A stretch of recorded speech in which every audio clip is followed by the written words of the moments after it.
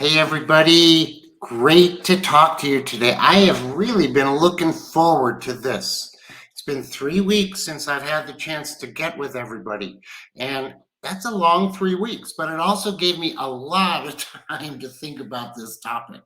And I'm excited about the topic, but I'm not enthusiastic about the situation. So let me jump right into it. It's, by the way, Friday, and it's the 25th of August in 2023. And I just want to say have a great weekend after this and think about what I'm saying here and maybe do something about it for yourself. So, listen, this is about empowering women in business, and we're calling it Shattering the Glass Ceiling. First of all, why is it a glass ceiling? Why is it shattering anything? And what does glass represent? To me, I can tell you, glass represents pain because once you break glass, you have a lot of shreds that can cut you and hurt you and cause pain. So not only do we strive to have breakthroughs, but breakthroughs like empowering women in life, in business, in society, uh, can become a really painful experience. And when you face something that's a painful experience, I have always believed it takes a lot longer to get there because people avoid pain, right? They do.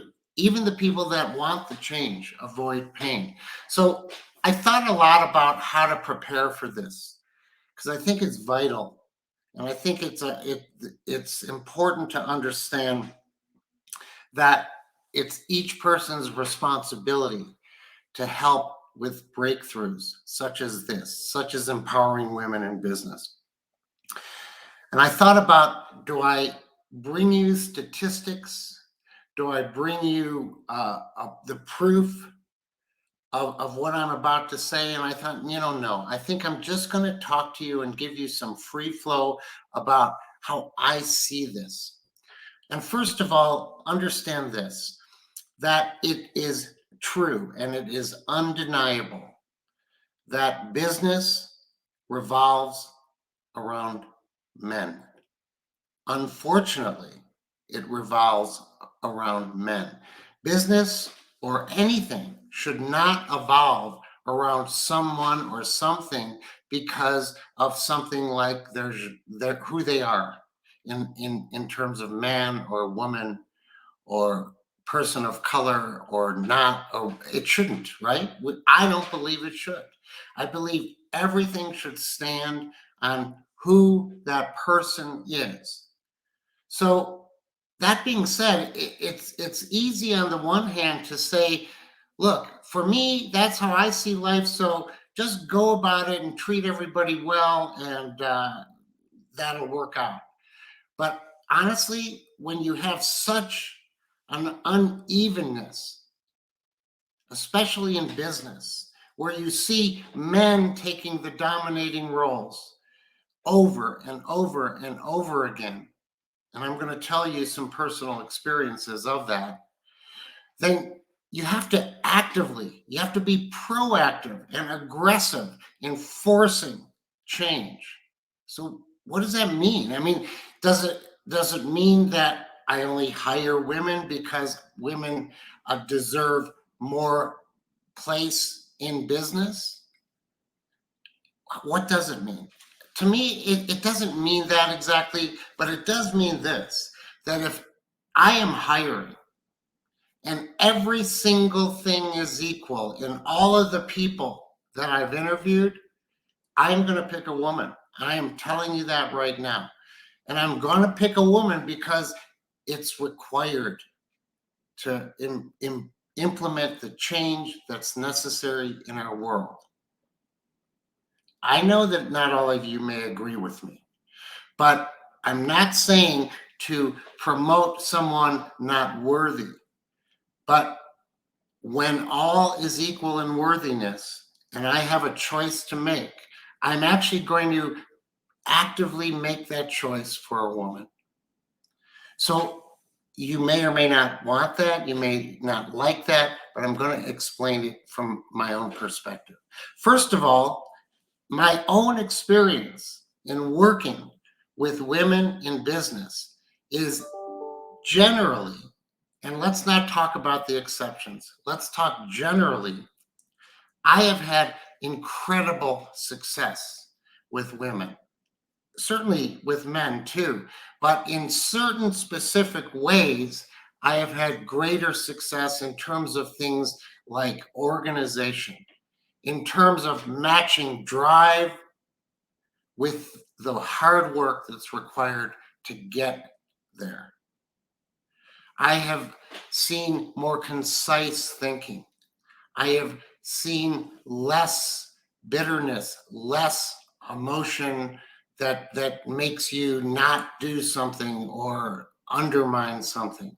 I have seen more direct and strong implementation with the women that I have worked with in my life.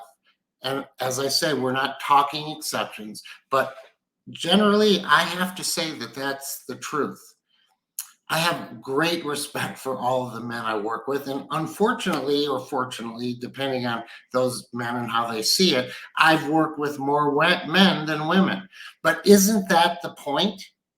Why should I have had a long, successful career and ended up being able to say unequivocally that I have worked more with men than women? Me, who is wanting to promote women in the workplace because women need more promotion to get there. You know, I can just hear people cringing and I can hear people angry with me. I can hear successful women saying, I didn't need any of that. I don't need any help along the way. But we're never talking about the exceptions when we're talking about change. So the things that I have seen are real. I have seen much more impact in situations where I just need to get something implemented properly, directly, and comprehensively with women. I have. And I have worked with less than men. It's a crazy, it's a paradox, right? It's an irony. So the most successful I have ever been in my life was my opportunity to be combined with a woman. Together, we took on a company from nothing, with nothing, and turned it into a world-renowned company. And I will tell you this, that I absolutely could not have done that without her, because she did the detail. She did it in spite of any pain, any misery, any distraction. And those are things I could not have done. Now, maybe that just speaks to me as a human being and not just as a man, but nonetheless, the person that made that company absolutely work was her. The person that may have been less valuable is me. So is that the person, the single person, or is that because that's a woman? You know, it's difficult to debate that point.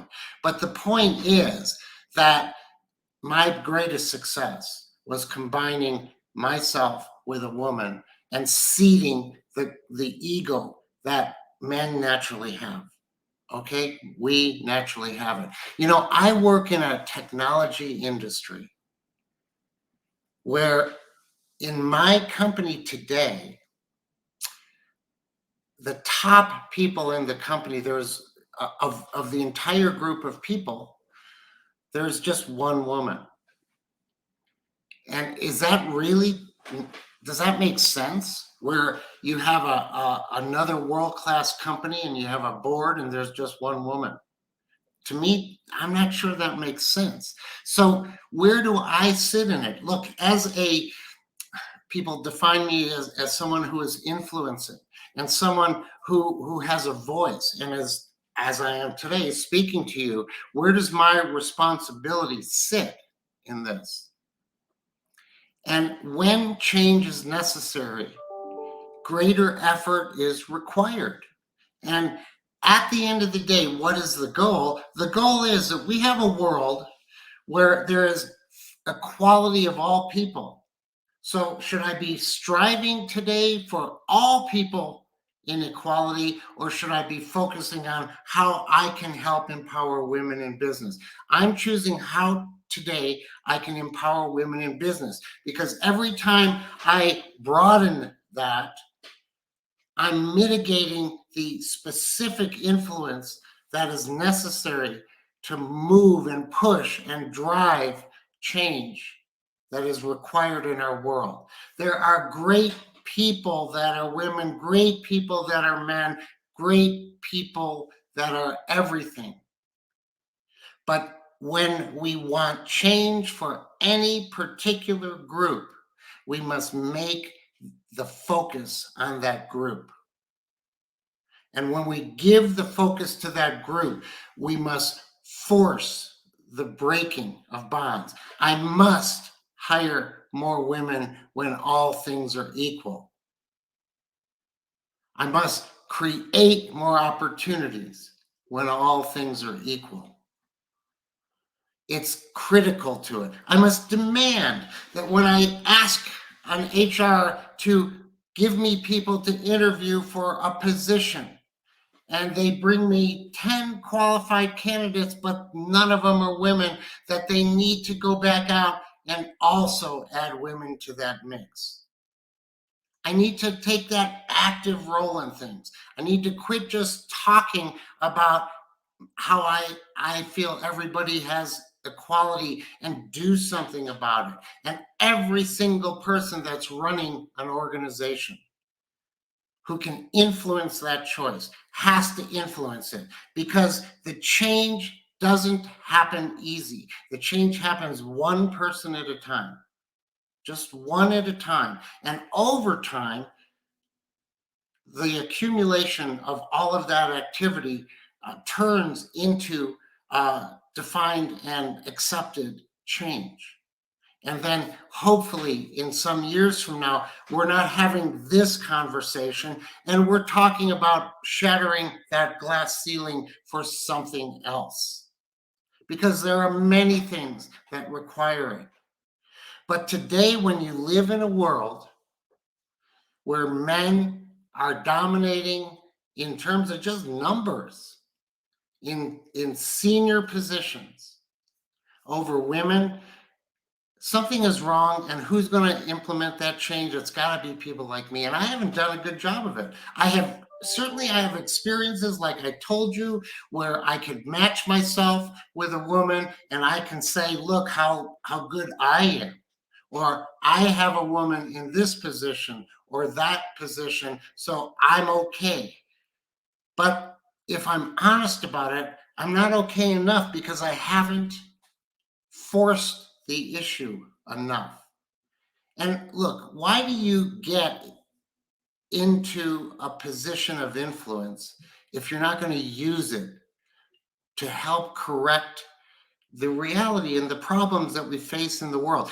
And I believe that by not by having a group of people, and most of them being men, I am losing the potential of that business, because there's a whole heck of a lot of people that are not men, that are women, that we should be considering, because their mind share, their reflection, experience, and capability can drive that business to areas that currently we're not doing. But we're not looking broadly enough. We're taking it for granted. We're using the individual successes we've had in hiring a woman or working with that person and saying that's enough, and it's not enough. And to me, it's a pretty straightforward situation. I have to look at myself and I have to force the organization to do better, and not accept that today we're a successful business and that's good enough. And oh, by the way, there's a whole bunch of men there and 2 women or 1 woman. Yeah, come on. Does that make sense? So I'd love to say to you, men do this better, women do that better. I don't think it's that simple. Maybe there's something we could take from that based on each of our experiences, but I think it's more about let's get everybody where they belong in the workforce. Let's give attention to this thing that's happening, this dynamic that women are having to fight a hell of a lot harder than men are to get to the same positions.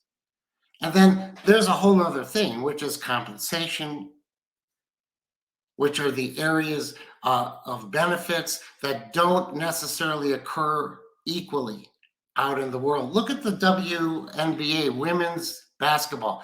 If you like basketball, you like women's or men's basketball, right? It's the same. It's basketball. It's great players doing great things for a great city that you may be living in and you want to support your team. So why is it that I think the average salary for a professional woman star is about $100,000 a year, and in the off season they have to go to Europe or elsewhere in the world to get enough money so they can afford their life.